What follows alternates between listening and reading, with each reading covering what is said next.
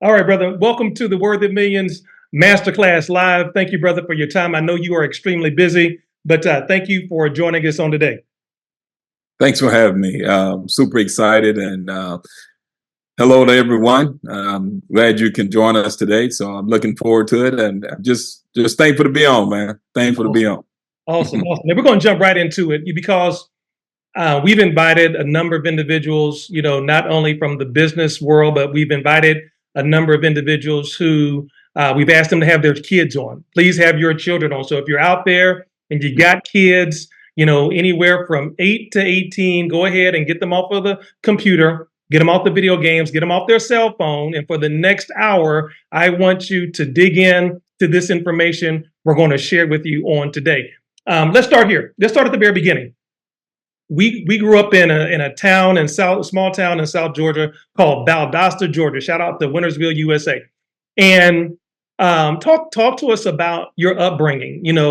Some of your earliest memories of when you first started playing sports. What was home life like? Let's start there because I want you to build a foundation so people won't appreciate where you are until they understand where you came from. So let's start about those early days, in hot Valdosta, Georgia. Hot Valdosta. I tell you what, I give all the credit to my parents. Just growing up in Valdosta, it was a household of four. It was my mom, my dad, my mom, and my sister and I. And so, it was a great experience. We, just like you mentioned, we were in church quite a bit every Sunday morning, Sunday night, and Wednesday. And so I'm thankful now. I'm thankful today of that spiritual foundation. But it's always a blessing when you can look back and the first thing your parents did was put that spiritual foundation up under you. And but it's always been a journey. I didn't realize that we were, I'm not going to say poor, but some of the houses we lived in is the size of probably my closet now.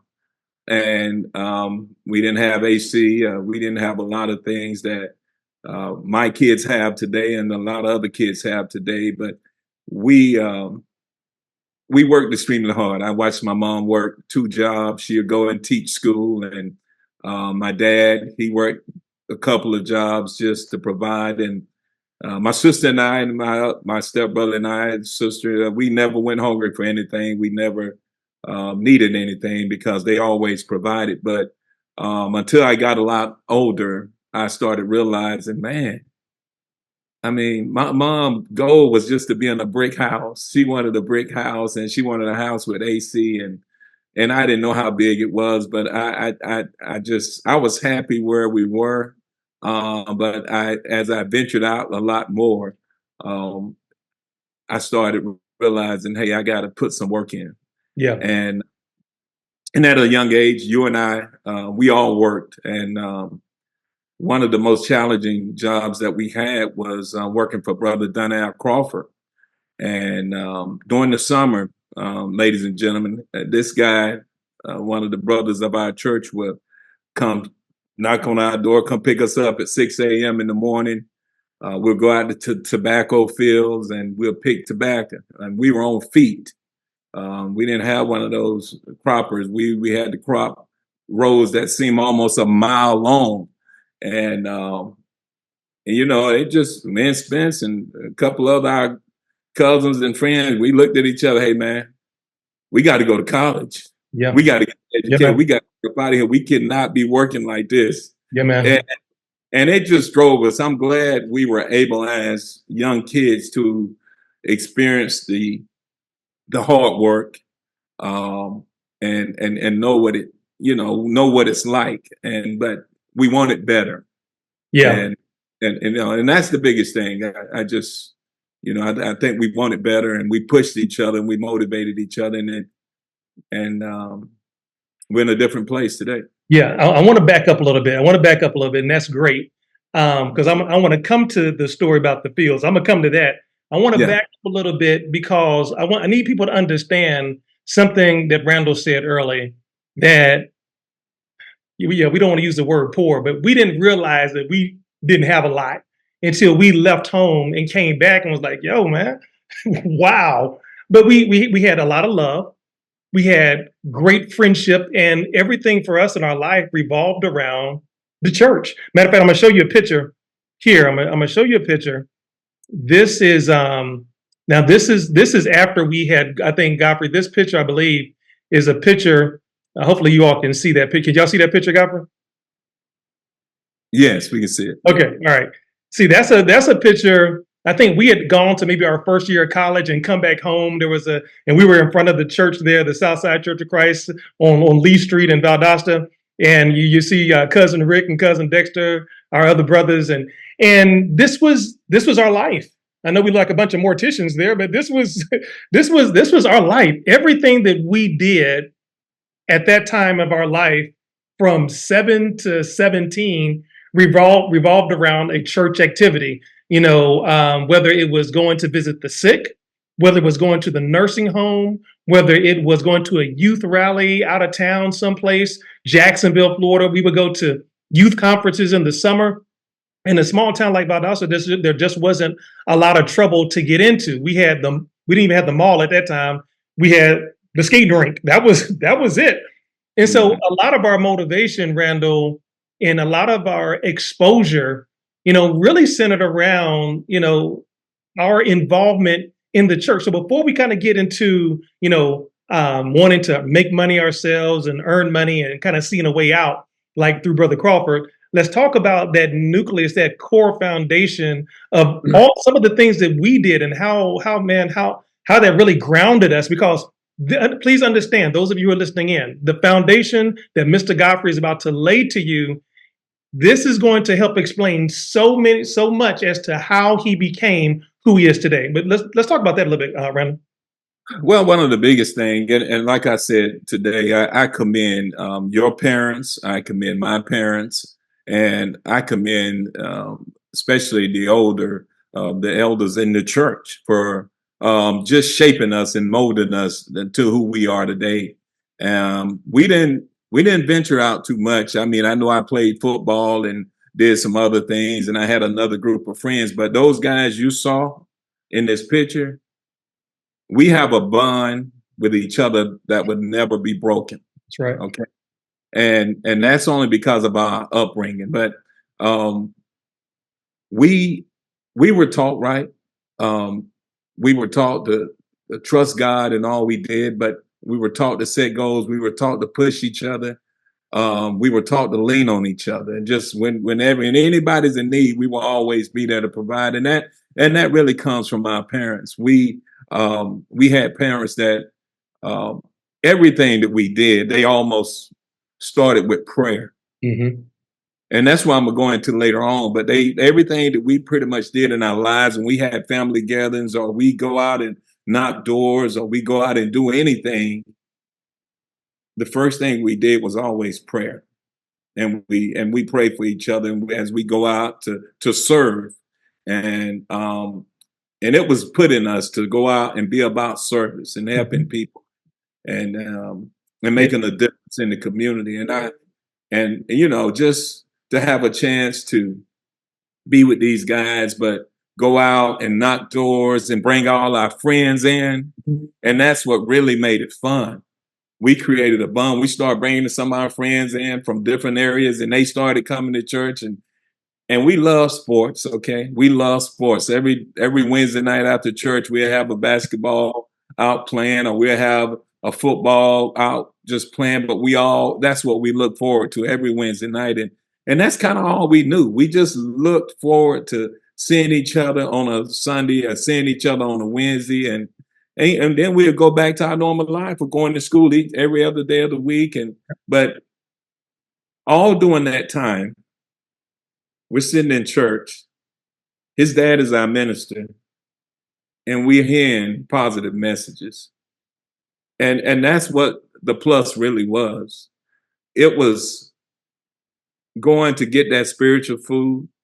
A lot of times they didn't think we were listening, and a lot of times, but his dad was a guy that made us pull out your pencil and pen and let's take some notes and write some things down. And as we grew older, um,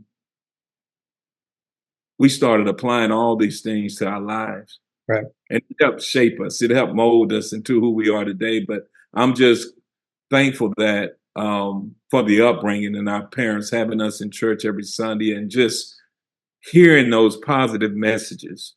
And I think it's just so important that when you get out into this world and you already heard those messages before, it's so much easier to navigate through this crazy world because people are pulling at us so many different ways and there are so many different challenges, especially just being in the Valdosta area. You caught in the wrong neighborhood, you're in trouble. But for some reason, because you knew and because you've heard something, don't go over there, don't be around them, or don't do this. Mm-hmm. You're prepared for it. And it was just so much easier for us just to navigate through life and then just pushing each other, Yeah. So that was our foundation. And, I was sharing with somebody the other day, my daughter is in town for spring break and we went to the movies today, and I'm always kind of dropping nuggets on Haley and Brandon about things that happened as we grew up. And I was sharing about, how, my dad is a preacher and he was the minister of a small town congregation. And he would tell us, I got $30 for y'all for shoes. And it was, we had 6 kids at home. And $30 would get you a pair of Chuck Taylors. You couldn't get no Nike Air Maxes and all that kind of stuff. And so I wanted to start making my own money. And that's when I started a yard route. And I was making $10 a yard. And I mean, Valdosta is hot. It's the last city you get to before you get to Florida. I mean, we're like 12 miles from the Florida line. And sometimes I would clean people's roofs off in the hot summer, get the clutter out of the gutter. So I'm making $10 or so a yard, but my brother Randall was telling us how he was making $20 to $25 a day working in the fields. And so this story is so hilarious that I wrote a chapter about it in my book called Slave for a Day, right? And there was a man named Brother Crawford who owned a lot of land. And, Randall's a big, strong guy. Corey Rowe, strong guy. Cousin Rick, strong guy. So all I heard was $20 to $25 a day. That might as well have been $1,000 a day because it was a lot of money to me. And so, Randall, I don't know if you was on the truck that day that they came by the house to pick me up. I don't know if you was on that truck. But I had been asking Brother Crawford forever to let me get in the fields. Let me get in the fields. Randall, that truck came and picked me up at the crack of dawn. I was so excited. And I hopped out of there and we jumped out and they said, here we are. I looked up. I said, we where? I mean, it was Godfrey as far as you could see. And somebody tried to show me real quick what to do. And so first thing I saw was a bug about this big. Oh man, I just freaked out. And then my shoe got stuck in the mud because of the dew of the morning. It was just, and so now I'm behind and they're telling me to hurry up and all this kind of stuff. Long story short, we get through the morning, we go to lunch, and Sister Crawford had cooked this amazing lunch. And a lot of folks, Randall, were on the back of the truck and gone to the store. I went in and had fried chicken, biscuits, cornbread, collard greens. I'm the minister's son, so I'm getting this special treatment. Then we have to go back out for the afternoon. And we worked from sun up to sundown. But Godfrey, here's where the story got hilarious. They didn't ask me to go back in the fields the second half of the day. I went to racking. I had to rack the tobacco. And so I'm racking and I looked around and I'm thinking I was getting a promotion because I'm in the shade because it was like a little wooden warehouse, wooden shed. And it was nothing but women. I was the only dude racking. But I didn't really think about it. Like, hey, at least I ain't in that field. Long story short, it was the hardest day of my life on planet, to this day, of labor on planet Earth. Godfrey, that truck dropped me off that evening. And I was so dirty, Mom made me take off all my clothes before I walked into the house. And the story, what I'm about to share with you all next, God is my witness, is the truth. I went to my room and I prayed a prayer. I said, Lord, if there's any way for this truck not to come get me tomorrow, if there's any way for them not to need me, I will be forever in your debt. I was in the top bunk of the bed. I shared a bunk bed with John. Man, about 3 o'clock in the morning, Dad came knocking on the door. Son, Brother Crawford just called, said they don't need you tomorrow. Let me tell you something. A tear came to my eye, Godfrey.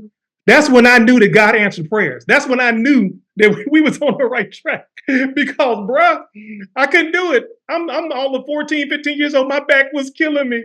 And what I found out years later, Godfrey, was I had politely been fired. I didn't care. I couldn't do it. So here's what I learned, though. Here's what I learned, Godfrey, is that I learned work ethic, though.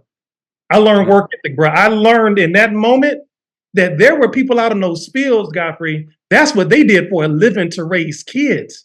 We were doing it just to have some extra shoe money or some clothes money. And I think, like you said earlier, we made the decision based on our work ethic. So talk a little bit, man, about work ethic and the significance and the importance of, before you can become a millionaire entrepreneur, before you become a millionaire professional athlete, man, you got to develop a bona fide work ethic. Yeah, and I do think it's important, especially when we were out in those fields. It took teamwork, because we will have somebody to fall back because they couldn't crop fast enough, and we had to go back. Hey, let's go, man. We got to go. We got to keep up with the track. We got to go. We got to go. So it took teamwork. It took staying positive. And those are the things we just pretty much had to apply to our lives. But just being out there, and it's 100 degrees out there in that field, there were so many life lessons learned. And I think it's so important today, as I look back. I'm glad I was able to experience that. I'm glad I was able to have my body be in that kind of situation to where I was about to really pass out and make it through.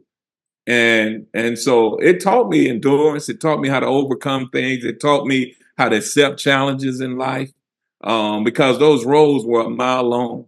And you want to be, I've always tried to be the best that I could be. But when you're in that tobacco field, man, it's just something else. But I think, just being out there helped mold me. Helped mold me for being a guy that loved to help people. I get my job done, then I go back and I help this lady crop it or catch up. And it just kind of made me be of service to others, and it allowed me to grow as an individual, and just understand people, period. I'm glad God molded us all different. And but when it comes together, different things that each one of us had, that we were able to all come together and utilize it to get the job done. Yeah. Everybody got paid. That was the big thing. Everybody got paid, no matter how slow you were, no matter who you were, no matter what color you were. Right. We made sure that everybody finished and got paid that amount. And that was key. One more lesson that I learned, in the fields, and also, cutting grass. I owned I not owned, but I worked in you remember Johnny McKellen. I worked in his fish shop. I was the only person back there cleaning fish. He paid me $1 an hour. I mean, but here's here's the lesson, Godfrey, that those jobs taught me. The lesson of humility. Because as God blessed me financially and later in life, I realized that, but for me making a wrong turn here, hanging out with the wrong crowd there, I could be that person who's homeless. I could be that person who can't keep a job or whatever. So working in the fields and cutting grass and working in a fish market or painting signs, those things taught us humility, to where even if God is blessing us, man, we just don't look down on other people or have a spirit of like we're better than other people, because we know what the other side is like. So talk about the spirit of humility that comes from getting your hands dirty, man. Get and putting in that work. Well, I think it's so important, humility. Just being humble and then realizing where you came from and what you've been through. A lot of people see the finished products and see how we live it now, but they don't really know unless we tell them the process and the journey of our life. You know what I'm saying? The hard work it took to be where we are today. I'm glad I had a chance to be in the fields. I'm glad I had a chance to learn, just the fundamentals of teamwork and different things that I was able to apply to my life um, through the past. Hmm. I'm glad I'm not where I used to be, but I'm thankful that I had that experience. Yeah. And Yeah. and that's what's going to happen in life, people. When you're okay with crawling before you walk, you're okay with doing some of the dirty stuff before God puts you up here, because you can look back on it and say, "Man, look at what I used to do. Look at what I used to be, and look at how hard I used to work. And now God is blessing me. All I got to do is pick up the phone and work from home." Yeah. That's the difference. It's a blessing. But you got to be thankful that you're not there, but but you're also thankful for that experience, because Hmm. it taught you to work hard. It taught you to all about teamwork. It taught you so many different things that now you're able to apply to your life and see things happen, and then go back and help people. That's what makes life fun, when you can go help people, like you're Okay. helping so many people on this call. That's what it's all about. Yeah, brother. Yeah, man. So you had an amazing high school career. We could talk more about that, but you did your thing at Lowndes High School. We were crosstown rivals. Randall went to Lowndes. I went to Valdosta. His mom and my mom taught school together, and so we ran track together. Yeah, he would beat me. We played basketball against each other. Man, me and Randall, we competed everything, but it drove each of us, and so he goes to Lowndes. He becomes all world at Lowndes High School, McDonald's consensus All American, and gets a full scholarship to the University of Georgia, where he has just a stellar career to this day. To this day, he walks on campus. He's welcomed into the locker room. Players still recognize him. Coaches from the past still recognize him. Talk about the college years and some of the lessons now that we've laid that foundation that you then had to apply, because now you're on your own. No mom and dad. Nobody telling you to get up, let's go to church. Nobody telling you, hey, look, let's go to work. So talk about your time at the University of Georgia. Now, instead of playing in front of 10,000 folks, you're playing in front of 100,000 people live, millions, around the world through a television audience. Talk about the transition. Was that tough? Talk about that a little bit at University of Georgia. Well, I think the biggest thing, and I commend your dad on preparing us for peer pressure. Um, your dad, during church, a lot of times he would tease us. Brother Randall, when you get to UGA now, you're gonna wake up one day and all your roommates are still in the bed on Sunday morning. What are you gonna do? Are you gonna get up and go, or are you gonna sit there? Brother Randall, you're gonna find yourself in a car where they smoking weed or doing something else. What are you gonna do? And I kind of brushed it off. I'm like, man, this stuff is not gonna happen. You know what I'm saying? Because I just didn't think outside of church and outside of Valdosta what I was about to get into. So I step on campus at UGA, my freshman year. Super excited, got a chance to start as a freshman, but everything that Brother Iverson mentioned. I played a game on Saturday. I wake up and I'm looking around. Everybody's in the bed. Nobody's getting up going to church. And one thing I had to look back on was I didn't want to change, because God had been so good to me in high school. Man, I prayed. Your dad taught us to pray and ask and pray, seek and pray and ask for stuff. And so I didn't want to lose my routine, but it was tough at first. It was tough at first, just getting up and doing something different, doing something that nobody else in your dorm room was doing. Right. Getting up, and I looked around. I didn't judge anybody. I just went my way. I got up and I went to church on Sundays. And that was some of that was a challenge. That was a challenge. And I say this to you.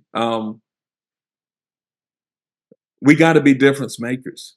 When God puts something in you, don't just settle and be a thermostat and settle into that temperature they have. A thermometer and settle in that temperature they have. You got to be a thermostat and change the environment. You got to do something different. You got to bring people up to your level. And every Sunday I get up and go.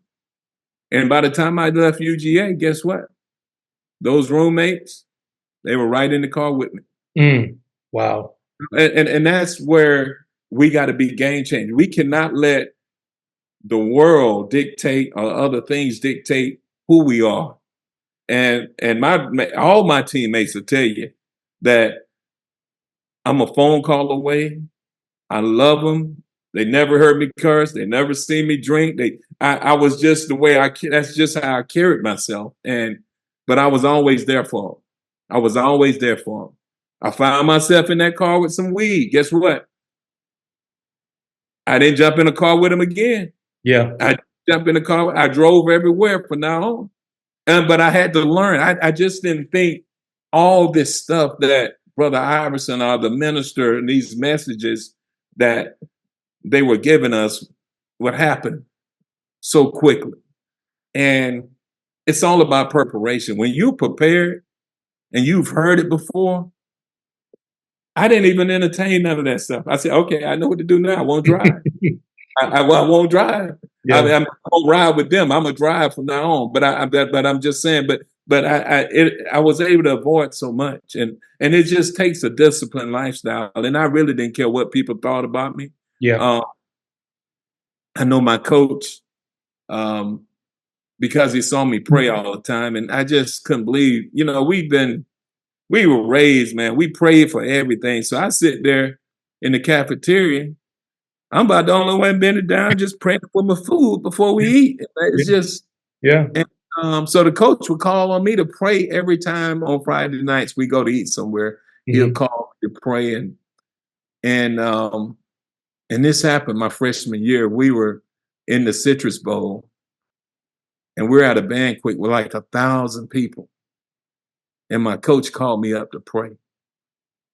And that was one of the biggest moments of my life, man, because I had so many pets on the back and just complimented so much, but I was just thankful for my parents putting that foundation in me, and just the elders and deacons and the preacher at our church for just molding us, and we're able to go out and be positive examples. And that's what it takes. You just can't let you can't let people influence you. You got to be able to overcome peer pressure. You got to be able to overcome these challenges that we're able to face, and that just takes discipline. It really did. I want to talk about the peer pressure, because you also get peer pressure not just as an adolescent. You get peer pressure as an adult. See, I was not, an all-star, football player, basketball player, athlete, etc. But I had my own moments where I had to apply those types of lessons.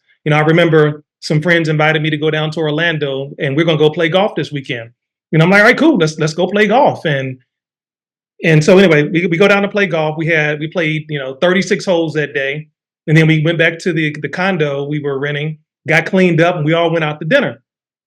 And then afterwards, they're leaving and say, yo, man, we're going to hit the strip club. Now, anybody who knows me, that's just not my thing. And again, like Randall said, I don't judge you. If that's your thing, that's not my thing. Never has been, never will be. And so they drove to, come on, man, we already here. They're in the parking lot of this strip club. And I felt so uncomfortable. And they're like, Spencer, come on, you already here, And so I sat in the car. And like Randall, I didn't care about them calling me corny, goofy, man, you killing the vibe, whatever. I'm not going to the strip club. I am really comfortable being me. And that came from our upbringing. They went in, and apparently it wasn't a high quality strip club. I don't know how you judge quality. So they came up right back out. And now, hey, look, we heard this another one. I said, I'll tell you what we're going to do. Y'all can let me out right here, man. I'm going to get you an Uber. And I got me an Uber, and I went back to the condo because we had a tea time like at 7:00 the next morning. I came to play golf. And so though it was those types of things. And again, I wasn't judging them. I wasn't indicating that I was better than them. It was just, man, who knows what can happen?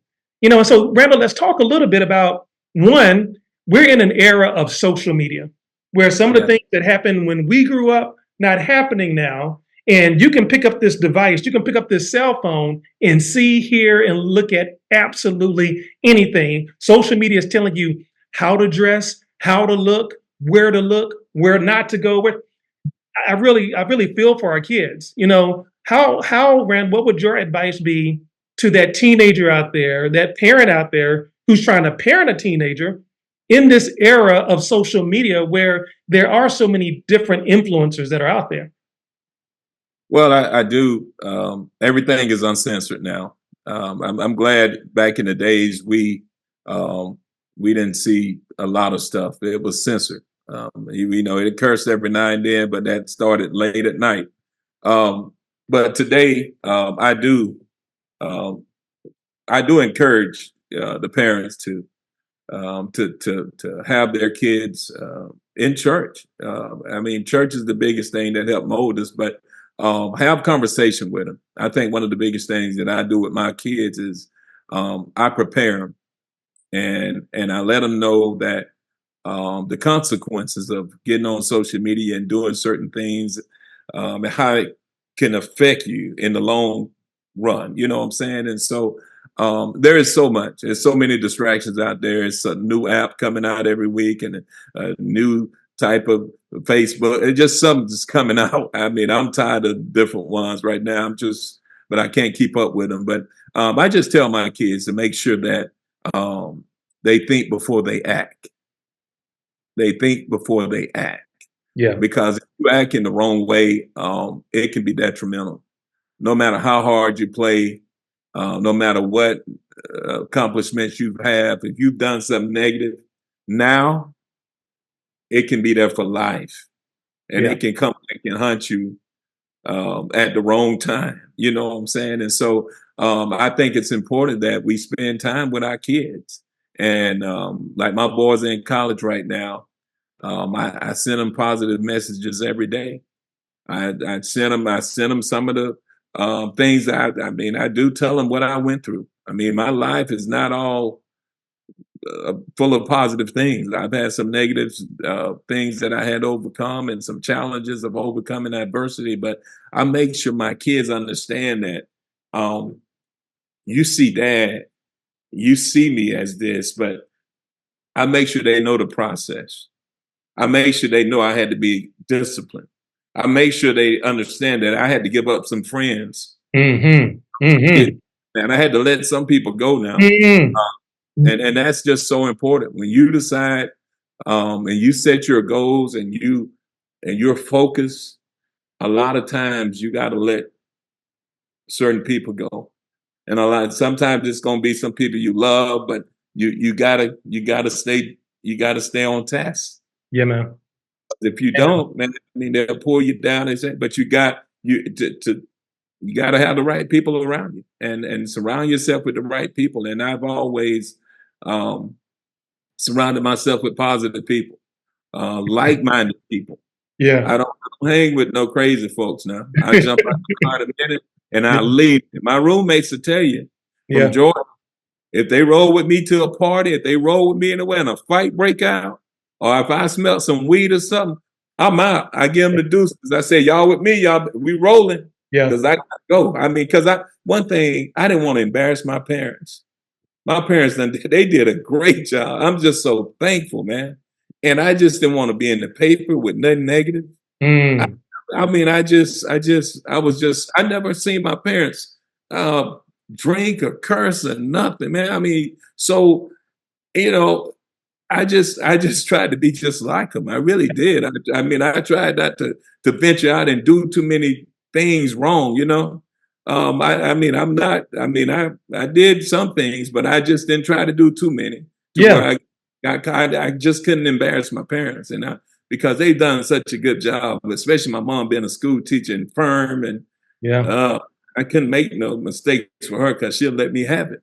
And so I had to make sure I walked a fine line. We had layers of accountability. We had layers of accountability. You know what I'm saying? If my mama didn't get you, Miss Irene was going to get you. Miss Irene was going to get Sis Croft. We had layers of accountability, and you said something important that I'm hoping if you have children that they're listening in, I was the same way too. I didn't want to embarrass my mom and dad. I just didn't. The Bible tells us in Ephesians that children obey your parents in the Lord, for this is right. Here's the second part that a lot of people miss. It says, honor thy father and thy mother, which is the first commandment with promise, so that thy days may be long on the earth. Listen, Godfrey, I try to live by that even today. I mean, even as an adult, my parents live two exits from me. Every Tuesday, I go by and check on mom and dad. And in between, if they need me for anything, they know I'm there. Take out the trash, wash dishes, change light bulbs, cut grass, whatever I need to do. And I do it willingly. You know why? Because they did that and more when I was coming up. And you know why? Also, it's a biblical command. I want to live a long time. The Bible's the cheat code. It said, you want to live a long time? Honor your mother and father. Do right by them. I'm trying to set an example for my son and my daughter, Brandon. There'll be a time when I can't do for myself. I'm going to need some help. And I want them to have that visual of, what that example, but peer pressure exists even as an adult, which transition us to now you went from Lowndes High School All-American, all world at University of Georgia. You're the first pick, second round of the world's most lucrative football franchise. It may be the world's most hated. I'm a Dallas Cowboys fan. I was born in Texas.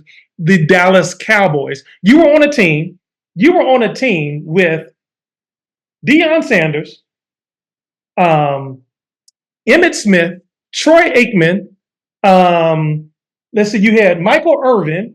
You had Herschel Walker for a hot second. Listen, I know personally you got some crazy stories, but man, Godfrey, talk to us about, and during your NFL career, Randall Godfrey ended up with 841 total tackles, 17 sacks, 29 pass deflections, 6 interceptions, 19 forced fumbles, and 2 defensive touchdowns. Had an amazing NFL career. Randall, talk about, because I could talk for days about the times I would come see you in Dallas and whatnot. What must that have been? So obviously your profile was elevated at Georgia, but it had to go off the roof when you went to the Dallas Cowboys. And how did these lessons now become even more important? Because now not only are you a professional athlete, you're making a lot of money, but you're in the worldwide spotlight. Yeah, yeah. Oh man, let me just tell you, just growing up, I wanted to be a Dallas Cowboy, and when Jerry Jones called me on draft day, that was one of the most exciting days of my life. You know what I'm saying? And so I get to training camp, and I had to pinch myself because I'm out there on the field with Deion Sanders. I'm out there with Darren Woodson. I'm out there with the legend Charles Haley. I'm out there looking Emmitt Smith in the eyes, and I'm here. Everything, all these goals I've been writing down my whole life, and trying to accomplish something and getting to the NFL. I'm here and I've arrived. It was an experience of a lifetime. It was an experience of a lifetime, but it was also challenging. When I was drafted by the Dallas Cowboys, they were coming off their last Super Bowl. And there was some events going on there to where a few guys got in trouble. We had this house called the White House in Dallas. And it's where some prostitutes were and some drugs, illegal drugs were, but it was a house where in the past, a few players would go over and, participate in some illegal activity. And so the reputation itself kind of it hindered the organization some for growth, and we stayed in trouble for a while. And it took me trying to be around positive. I was trying to find a guy, because I'm always trying to gain wisdom, but I was trying to find a guy that can possibly take me under his wings and kind of, I didn't go up and just ask nobody, hey man, help me out with this and help me out with that. I just started observing guys and observing their behavior. I've always been one of those guys that be the first in the weight room or be the first at the facility and the last one to leave, because That's just how I've always applied myself. And I started walking in, and I see a guy like Darren Woodson. I don't know what time he was getting there, but I could never beat him in the mornings. And then I see the guy, and I live right across the street from the facility, and I try to stay in there to Mhm. 8, 9, sometime p.m., and his car is still there. And so I started hanging around Darren Woodson, and he know they needed me to play as as a rookie, and man, he just helped shape me, man. He took me under his wings. He said, "Young fella, meet me in here at 6 in the morning. We're gonna be in the film room after we lift weights. We're gonna watch film." He started preparing me and making sure that I understood what the opponents were doing, but he took me under his wings and he introduced me to the cold tub. I hated cold water. Putting my body in that 40-degree water. Hey, man, we got to get in this cold tub. That's what I do at night. I get in this cold tub every night, get my legs refreshed, get my body going. And then he showed me what to eat. Hey, you got to let these burgers go, dog. You got to let these wings and all this at night. You got to let this stuff go, man. And it taught me discipline. And I think through life,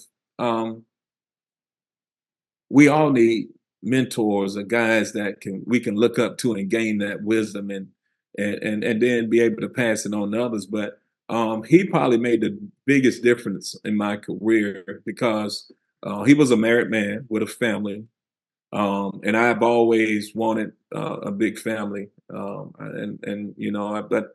he had everything I was looking for, and I'm glad he had humility and was able to sit with me and share some of his mistakes and tell me who not to be around, who not to get in the limo with, Mm. Mm. oh, and here's how you do it. And that's kind of how I did. I kind of stay out of trouble. I'm so thankful that Yeah. I made it through. A lot of my guys got caught doing some stuff because um, it was just it was our city. It was our city. We go anywhere. Dion had his own club there, Primetime 21. And so, when we step in there, it was just a different level. I really had to, I had to really go back to some of that foundation that was put in me early at the beginning, just to make it through because, Can you see that picture there, Godfrey? yeah, yeah, yeah. That was that was my very first trip to Dallas to see Randall. You're right. You had that condo right across the street from the facility. And I walked in. I'm like, hey, look, I'm Randall Godfrey's brother. And, I go in and I grew up a Cowboys fan. I was born 30 miles from Dallas, Texas, in Terrell, Texas. My dad was the athletic director at a college called Southwestern Christian College. So when you grow up in Texas at that time, you had two options. You either were going to be a Houston Oilers fan or a Dallas Cowboys fan. I like the star on the helmet. I was a Dallas Cowboys. So me walking in there and the first person I met was Michael Irvin. And the one thing that when he shook my hand, I felt like I was 6 years old. His hands were the size of a bear. It was just, he held my hand like I was an infant. It was just, oh my God. And I remember, Godfrey, we went out to eat. I forgot where we went, maybe some wing place, but just walking in, you could just feel all eyes on you. I felt like I was a cowboy. I was a black guy, 6 foot tall, looked relatively athletic. They didn't know, but man, y'all had the whole city. You had the whole city's attention, and it was a crazy time, And but it was going back to that foundation. Having that foundation allowed you to stay out of the news. You were never a top story. Breaking news: Randall Godfrey. And man, what an impact it allowed for you to make, not only in your career but also in your personal life as well. Yeah, and I think it's just so important that you continue to be who you are, no matter where you are. God done put me at the top here as far as some of my goals are just making money, making good money, and reaching my goal in NFL. But I never let God drop from being number one in my life. Hmm. And that's the difference making when he is the foundation seek ye first the kingdom of God, and seek Him first. He didn't say second or Right. third, but everything I do, every goal I write, every time I do my vision boards, it's God first, and Yeah. then everything else fall up under. And when you can walk like that, and have God first in everything you do, it's just so much easier. You get through so many different things when you wake up in prayer, or when you walk in and you walk with the fruits of the Spirit and speak. And I Yeah. make my kids do that too. Doors have been open for my kids that no man can open, only because they walk with the fruits of the Spirit. They go into class, they speak every day to their teacher. They say, "Thank you. How you doing, ma'am? I like so and so." And they grab the door for women, and they do things Yes. Yes. that is, Yes. and they have always been complimented, because I look at them, I say, "Ma'am, all the teachers say good things about them, but by just walking with the fruits of the Spirit and making somebody's day. You don't know what that teacher went through last night at her house, or you don't know what your classmate went through. And if you can just come in and speak Yeah. and just say hello and just say thank you, man, Little. them teachers, they call my kids, "Hey, man, you didn't do too well on this test. Come on back in. You're the only one I'm going to give a chance to give Mm, a, because you make mm, my day every day. You come in and speak, and you're the only one say yes, ma'am. So yeah. you got a chance to retake this test and improve your grade." Yeah. Why? Why? Something That's all. small. Yeah, I mean, it's just those little things you do. Yeah, man. There's a scripture in Proverbs that says, when a man's ways please the Lord, Yes. even his enemies are at peace with him. Right. And that's just how we were raised. We were raised to be gentlemen. When I go to the West Coast, it's really strange for me. And I have to get my temper under control, my attitude in check, because Randall, is second nature for me. If I see somebody behind me, or if I sense that somebody, so I'm gonna open the door for you. And in the South, ladies will say, thank you, sir, whatever, whatever. Even a dude like, yo, good looking out, man, whatever, whatever. Man, I'm on the West Coast or I'm in New York, and it's conditioned. I can never let the door slam on somebody. I'm always like, and they just walk by, it take everything in me. Like, you ain't gonna say hello, like, for real. Just like, you used to that, Spence. Calm down. But the point is, man, that's how we were raised. We were raised, yes sir, no sir, yes ma'am, no ma'am. We were raised to look somebody in the eye. We were raised to give somebody. I remember your Uncle Gene, who would Mhm. teach us these 2-minute sermonettes. Oh, real quick too, Godfrey. Shout out. We got a special guest on the line. Daryl Sermons, one of our brothers from Valdosta, is on the line. Shout out to Daryl Sermons as well. He grew up with us. As well. What's going on, Daryl?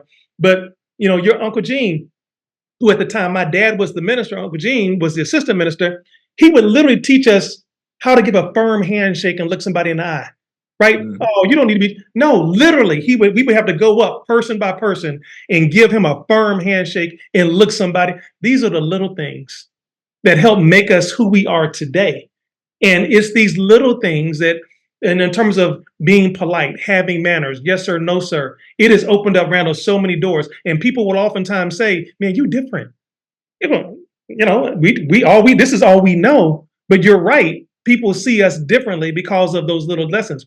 Randall also talked about his family. You can't talk about Randall Godfrey without talking about his family. I got to show you this. And this is RJ. RJ's the oldest. Randall? Can you see the screen? Yes, I do. Okay, all right. This RJ is a power forward for Clemson University. Had a big win last night. Who did we play last night? We played Tuesday. We played Syracuse. Big win against Syracuse. I think we're ranked top 25 in the nation. That's RJ. Just an amazing personality. Then you've got Grant, second oldest. He is Grant just signed as a linebacker with Kentucky. He will be playing his first year this upcoming season. I don't have a picture of Billy. Billy ran track at Baylor University, an amazing athlete, and is now a school teacher doing amazing things here in the Atlanta area. Now, the next person is the real athlete in the family who just celebrated her Sweet 16 on yesterday. This is the lovely Kendall, who is one of the most accomplished long jumpers and high jumpers for her age in America. In America, I think she was an all-state flag football player her first year playing. right? And then this is a lovely family all together. Guys, we worship together at the Beaufort Church of Christ every Sunday. Sometimes we go down to our old congregation, Renaissance Church of Christ. Shout out to Orpheus Hayward. But this is the lovely, Billy is not in the picture, but Randall has always been a family guy. And so, Randall, let's talk a little bit now, about really the lessons that you've learned personally, and now you're seeing some things happening through your children, right? You're seeing things happening, through Grant and Kendall and Billy and RJ as now they're playing in front of in some cases tens of thousands, hundreds of thousands soon in Grant's case, and the excitement of watching your life kind of manifest itself and play out vicariously now through your children and the seeds you planted. Yeah, yeah. Well, none of this happens without my helpmate. She's a beautiful soul, and just to have my wife on the same page with me, putting God first, and making sure our kids, we're disciplined parents now, but making sure our kids stay on track and do the right thing. If I was to take this camera up to my kids' bedrooms, you will see goals that they've written over the years. And that's one thing my parents did. My mom did for me. After my 10th grade year, I had to write down goals every year, what I'm trying to accomplish. And I make sure my kids do that every year. They go in, especially in high school. When I knew my kids said they want to go to college, they wrote down their goals, and, they had their spiritual goals, their family goals, and their school goals, and everything else. But and they'll go in and they'll check it off. Hey, I accomplished this, I accomplished that. And that's one thing I made sure they understood, because just writing down goals every day, it just gives you something to aim at. When you walk out that room, I know my purpose. I know what I'm going to school for. I know what I have to do. I know who I have to leave alone. I know the journey. And my kids, I just gave them the formula. I said, here's what you got to do now. It's going to take some working out on Saturday mornings while everybody else is asleep. It's going to take some time getting off that video game, and you got to try to do this. It's going to take some time going to this SAT prep class in order to get prepared to get in this college now. Your friend's not going to do this, but you got to do all the extra stuff if you want to achieve something.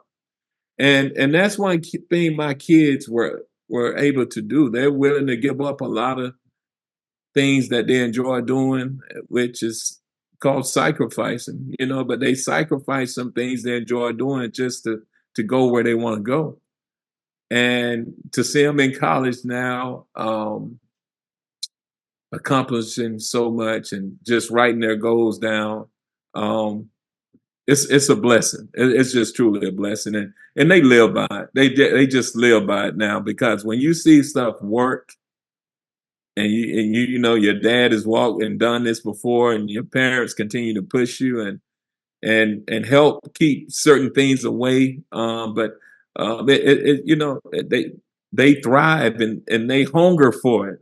I mean, I don't have to say write the goals down. I don't have to say have your vision board ready now. I let them know every year. I just finished my vision board. And I mean, have y'all started on y'all's? I show them. Here's my vision board. Have y'all started on y'all? But I'll make sure my kids just know, hey, don't forget. Don't forget how you got here. Don't forget how you got here. Don't forget the hard work. Don't forget all you had to do to get here, And but you got to have a plan. Yeah. You got to have a plan, and when you wake up with a purpose and a plan, it's just life is just so much easier. Sure. I mean, you'll have some adversity, but it's just what your purpose. Yeah. Yeah, and a couple things. One, I had to show mine. My daughter Haley was here. She was on spring break, so she spent some nights with me. And I've got two. I've got the one you just saw, but I got a big metal one that I'm able to use as a whiteboard, and it's got a big financial goal and how I track certain things.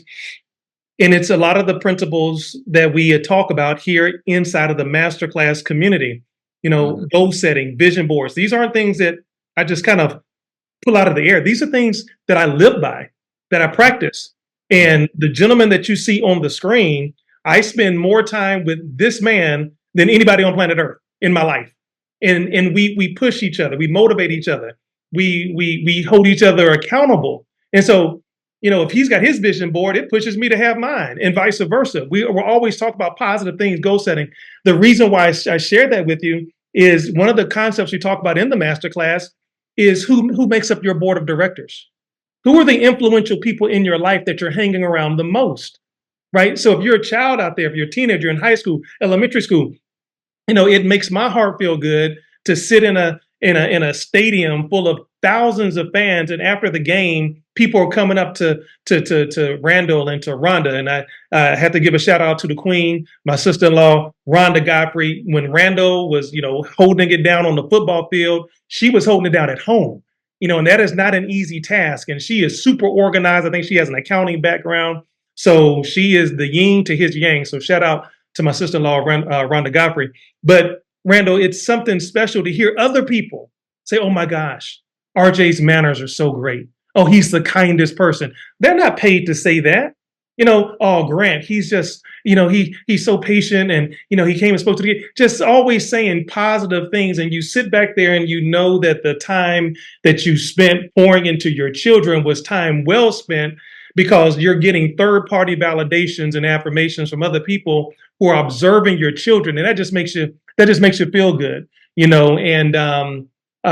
let's I want to get to something now. One final transition. I'm going to open it up for questions. Randall did an amazing job as an athlete. And we could literally be here for another 8 hours just talking about lessons, people he met, opportunities he had in front of him. But he is also now a very successful entrepreneur. Randall owns the Godfrey Funeral Home located in Valdosta, Georgia, that serves people in the Valdosta and surrounding communities. He's a real estate investor owning several properties, but he's also a real estate agent. One of the things that impressed me the most professionally about my brother is this. Here's a person, and hope he doesn't mind me saying this, but here's a person who don't really have to work anymore. I mean, he's financially set. But a couple of things he said to me in the past, one of them was this. A grown man's feet shouldn't hit the floor after 7:30 in the morning. And that's setting an example for his kids. Even though, yes, he's made lots of money playing professional sports, he didn't want his kids just to see him just laying around the house. Number two, here's a guy who went out and studied and said, "Look, I want to start a career in real estate," and went out and studied and took the classes and went and passed a real estate exam so he could become a real estate agent. And so now he has a project where he helps, professional athletes or those who are transitioning out from retirement, et cetera, in that space, buy homes. Randall, talk about, again, all of these lessons, but now you are a successful entrepreneur, how some of these lessons and principles have helped you as a business person. First of all, it goes back to that goal setting and just having a plan. When I was planning on retire, I really only wanted to play 10 years and be done with the NFL, but I was truly blessed to play 12 years. But as I came close to retirement, I wanted to make sure I had a plan. I had a business plan together, just because I didn't just want to sit home like a lot of other people. I want to stay out and stay active and do things. And so, my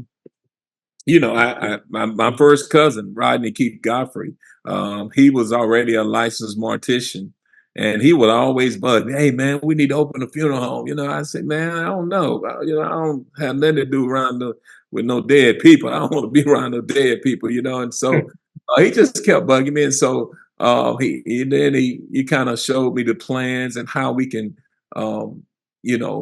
keep our family busy and everybody makes good money, and and then give back to the community. And so in 2005, we opened Godfrey Funeral Home, brand new facility, brand new cars. And I put it right there in the middle of the inner city, just to give my community something nice and something to be proud of. And we've been busy. We've been in business now for a long time, since '05, and my family is still involved, and but it's just just being able to um, do some of the things that I done in the NFL, like setting goals um, and applying some of the valuable tools and valuable life lessons that I've learned through athletics and applying them to the business side has been a blessing. Yeah. We go to every funeral with a game plan.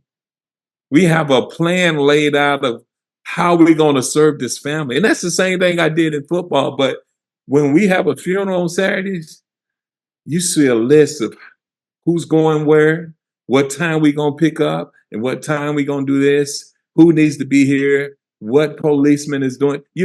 Everything is scheduled, everything is lined up. But I was able to um, apply so much of these um, valuable lessons that I've learned, and especially teamwork. Yeah. And every time, every funeral we have, we open in prayer. When he leave our facility, we start praying, and that's one thing. If you put the foundation right, and put God first in everything you do, I mean, it's just I love my staff, but I make sure they represent me. It's Godfrey Funeral Home, and my name's on it. Yeah. And so you're not going to do anything to embarrass my family.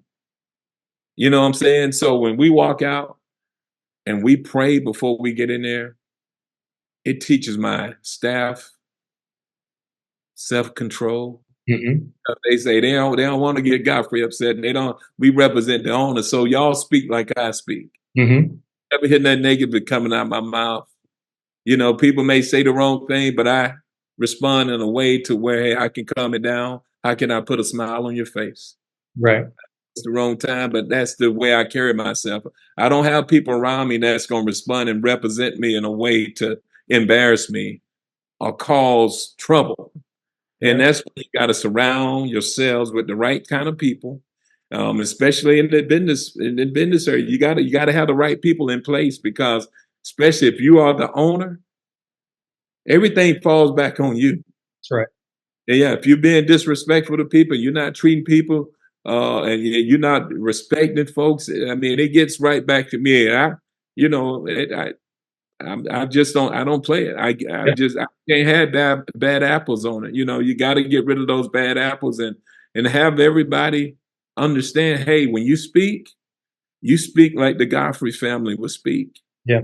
And that's a family that puts God first, and that's a family who walks in love to serve people, and that's what it's all about. And I also I've been, like you said, I ventured out into real estate.